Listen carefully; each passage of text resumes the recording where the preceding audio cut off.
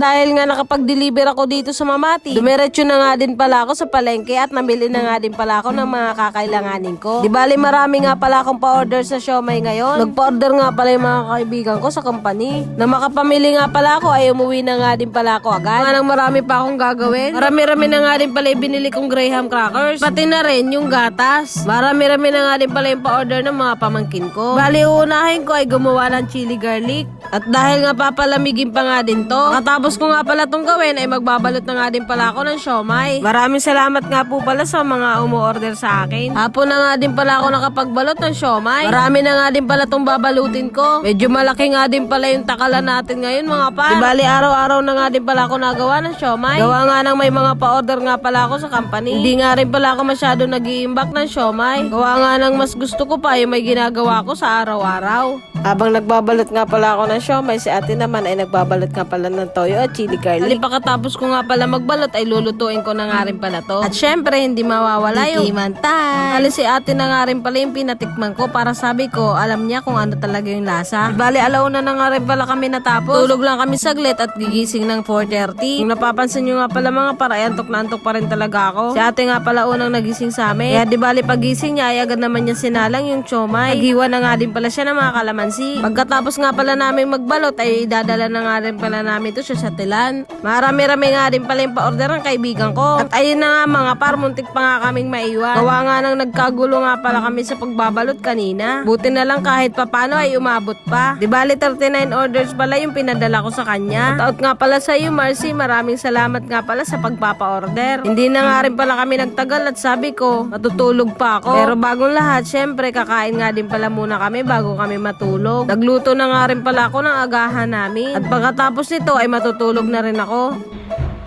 Tulog na ako ulit. Mamaya naman. Yun lang, salamat sa panonood.